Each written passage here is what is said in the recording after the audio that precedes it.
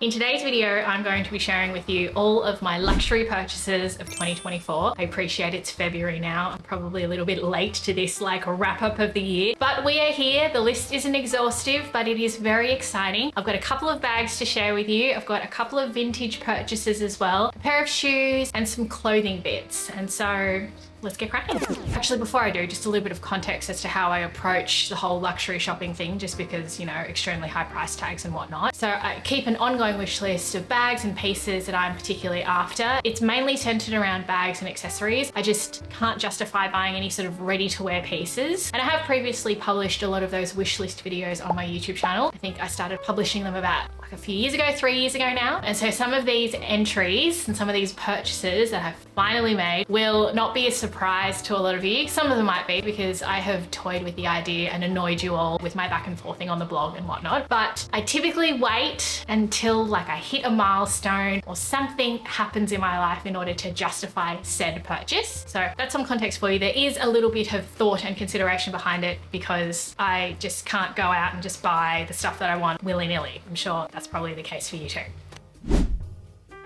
Now, the first spendy bag that I bought last year would have been midway through the year when Net-a-Porter were having one of their mid-year sales, and I got myself the Loewe Flamenco bag. Now, this size is in the mini clutch size, and so as the name suggests, you can wear it as a clutch as well. And the bag design is just very simple. As you can see, it's just a pouch made of a really soft leather, and it's got a drawstring closure like so.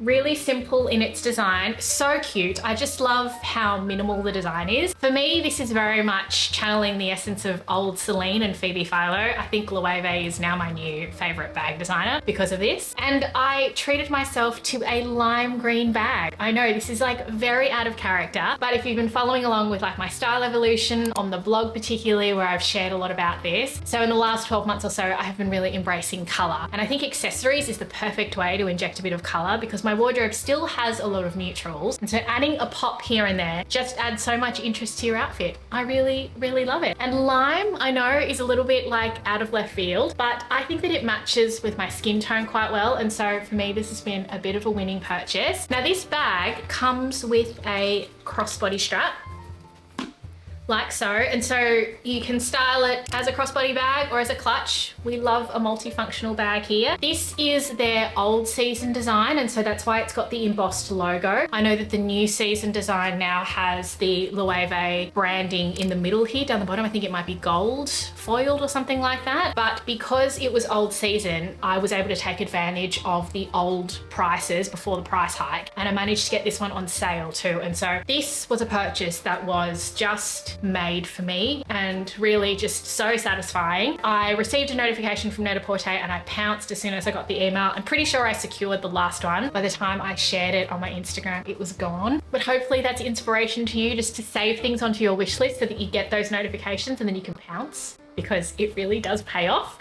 In terms of use, I've been able to style this in both casual outfits as well as dressier outfits. I wore this to my cousin's wedding last year with a pink dress. I thought that it went really well. Now, in terms of what fits in a bag like this, well, everything that you really need. So this is what it looks like in terms of the internal configuration. It's just one main compartment, and so the world is your oyster as to what you want to carry with you. So typically I take my card holder, my keys, some makeup bits, my sunglasses, and I've still got quite a bit of room in there. Not that I want to overstuff this bag, but it's enough to seal it and look pouchy and cute. It's an amazing bag, fantastic and amazing quality as well. My little luxurious dumpling bag. Now, I have another Loewe bag to share with you, and this one has been a long time coming. But before I do, just to continue along the lines of luxury, a quick word from the sponsor of today's video. I am really excited to be partnering with Idyl for today's video. They are a sustainable fine jewelry label based out of Belgium, and their pieces are stunning. So Idyl jewelry is centered around their diamonds, which are lab grown, and they pride themselves on the fact that they make real diamonds accessible to all. As some of you know, lab grown diamonds have the exact same composition as mine. mined diamonds. But what makes Idyl special is the fact that they've designed their collections to be modular. For the past week, I have been wearing these sparkly guys, and because they're made of high quality materials, the diamonds are set in 14 karat gold. You don't have to take them off as you ordinarily wouldn't with high quality stuff. And so I've worn them to bed, I've worn them in the shower, I've worn them to Pilates. These remain very sparkly. I've purposely kept in my other diamond studs, which I've had for ages. These are a traditionally mined diamond so that you can compare the difference between the mined and the lab grown. There really is no difference. In fact, the Idyl diamond is very sparkly. And I've got two earring styles to share with you just to illustrate the modularity of their collection. I paired their diamond studs with these Ono earring hoops, and these really do add that bit of something extra. You can even style these in two different ways. And so I've worn them with the hoop sitting at the front of my ear. You can style them so that the hoop is sitting at the back on the days where you want to be a little bit more subtle. And I've also got another add-on here, which is the June, beautifully delicate. And this is a subtle ear climber, and I love injecting just that little bit of elegance in my everyday. Now, all of the Idyl jewelry pieces are handcrafted in Antwerp, and they're set in 14 karat gold. And in doing a bit of reading about Idyl before choosing to partner with them for this video, they're very open about their processes, and on their website they outline in great detail their practices, which you can have a read about, and I think that really speaks to their ethics and transparency. Now, I'll have all of the beautiful pieces linked in the description section below, and you will be seeing a lot more of these because I am such a fan.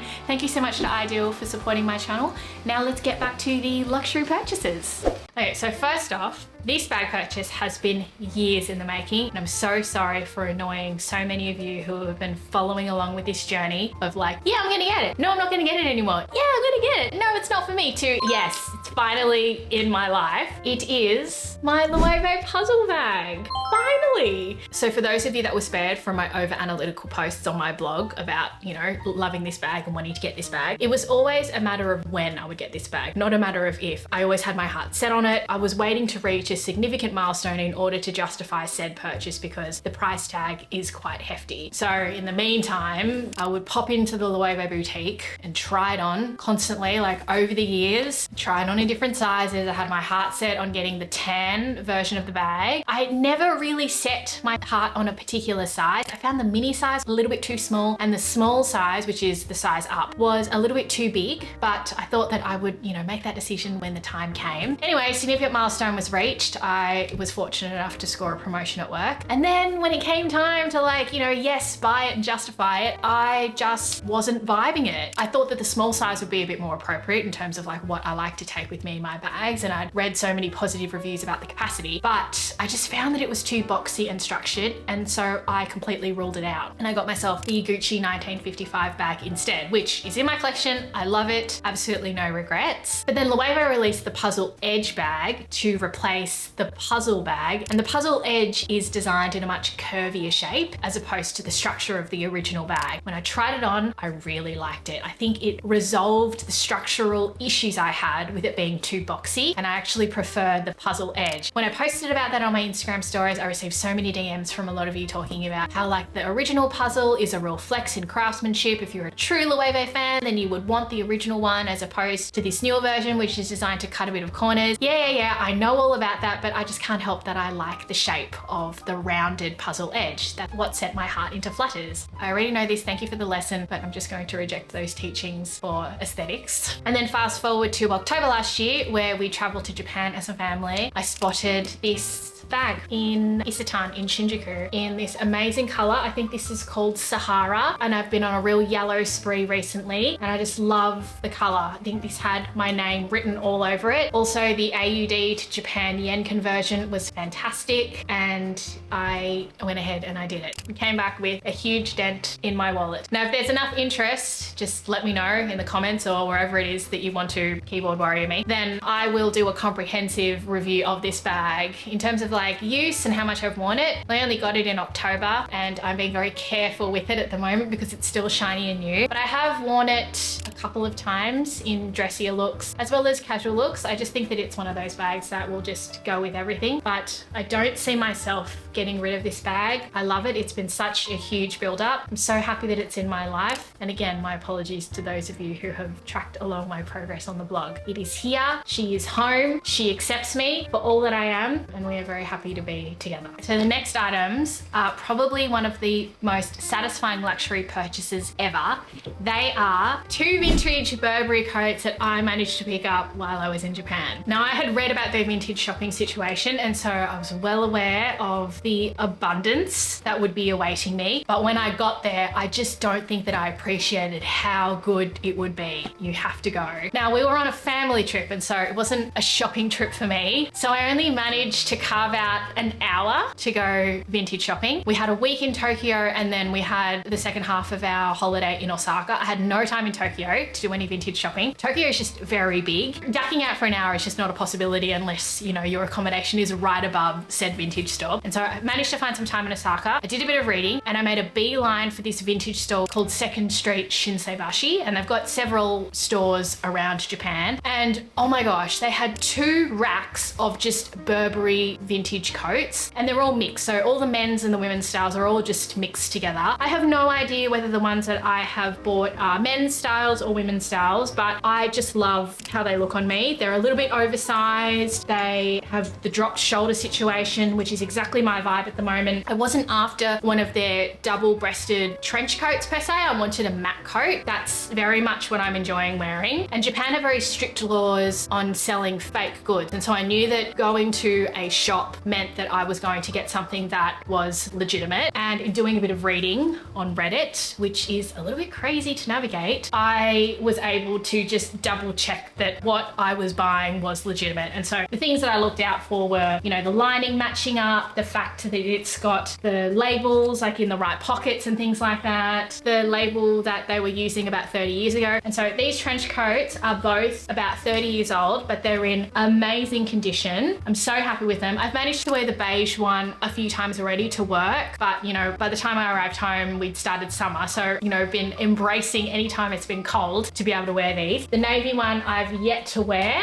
but I cannot wait to style these. I love, love, love that I have them both in my life now. In terms of the cost, so to get a new Burberry trench coat is upwards of 4,000 Australian dollars now, which is unbelievably insane. When Matches was going into administration, I spied a Waterloo trench coat for $3,000, and I thought, yeah, that's a good price. Maybe I'll just go ahead and do that. And then like, as I got to checkout, I'm like, what the hell is wrong with you, Virginia? This is crazy. And that was like midway through last year as well, where I like contemplated buying one because I thought 25% off is amazing. Anyway, I got these trench coats, or matte coats, sorry. I got these for 220 Australian dollars each. Amazing. And encouraged by the fact that the AUD to Japan yen conversion was also very strong. Highly recommend Japan for its vintage shopping. The particular store that I went to, 2nd Street Shinseibashi, has a lot of Americana type of stuff, but it's just so many stores. Like, I'm sure you walk past them all the time, like designer bags, designer clothes. There's just so much there. Japan is heaven for that sort of stuff. I'm so glad I was able to take home a couple of souvenirs with me. These coats, my Loewe bag. I had a very successful trip despite it being a family holiday. I think I did very well. Now, my next luxury purchase is one that just snuck in December 2024. I managed to get these on sale. They're a pair of Dries Van Noten heels, and these are so beautiful. I've had these pinned on my Pinterest for ages. I think these are like a 2023 design or a 2022 design. I'm not a huge nerd on Dries Van Noten's shoes, but I will get there. It is these curved heel sandals. Like, oh my gosh. They're amazing. They are beautiful and sculptural and a little bit architectural. They've got a cutout section here at the front, and the heel itself is 9 centimeters high. They have a lower version as well, which is I think 6.5 centimeters or 7 centimeters. I would have ideally wanted to get those, but they only had the higher ones available. They were on sale. I got these from Parlour X in Paddington, and I just really, really love them. Now, I love a burgundy patent leather. I have a pair of Saint Laurent tribute sandals in the burgundy patent leather. It's just like the color that I go for event shoes.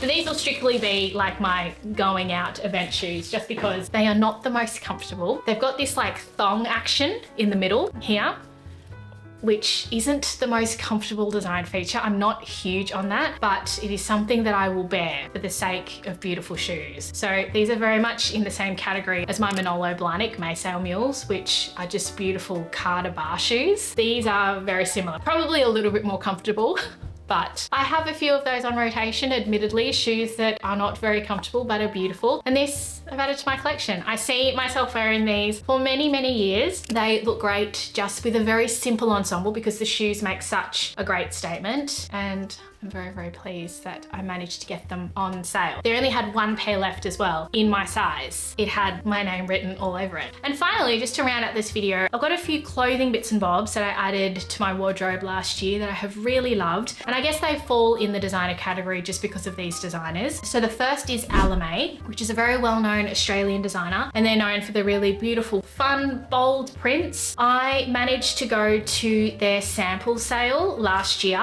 I think it was in September. And I bought this linen shirt, which I am such a fan of. It's old season now, but they've released so many different beautiful linen print shirts just in their collection. It's an amazing cut as well. So I'll link some similar ones in the description section below. But I've loved wearing this to work, on our holidays. I wear this as a shirt. I wear this as a jacket. I really think that the possibilities are endless, particularly with such a loud shirt like this. And I used to typically shy away from prints, just thinking that they were just so statement making. Like when you wear a shirt, everyone knows that you've worn that shirt. And so when you wear it again, everyone's like, oh, you're wearing that shirt again. I don't know why I used to get so hung up on it that people could like very easily track what you were wearing, but it sparks so much joy. I don't care about that anymore. I've worn this constantly. I love it. And the fabric is amazing too. I know that linen always scares a few people off because with like the poor quality high street linen that you get, you just have to look at that stuff and then it creases. But this is not the case. This stuff is very heavyweight. It's amazing quality. I am so happy I've got this in my life, and I would recommend an Loewe shirt to anybody if you are in the hunt for one of their shirts, you've had them on your radar. Now, another Loewe piece, which isn't strictly a purchase because I was gifted this, so just for transparency there. So at the same sale, I was able to pick out a piece and then I bought the additional piece. So this is their denim jacket, which is so much fun. It's got all of this embroidered, fun, beaded details and accents to it. It is the coolest jacket in my wardrobe, hands down. And I have just loved this piece as well. I love how it's so playful. I took this with me to Japan just for those cooler days that we had. And I just love how you can just throw this over anything and it just like lifts your entire outfit. So I have really loved this play on a traditional denim jacket and really enjoyed the pieces that I've got from Loewe. And so I'll definitely be shopping a lot more Loewe in the next year. I foresee it in my future just because I really enjoy their designs.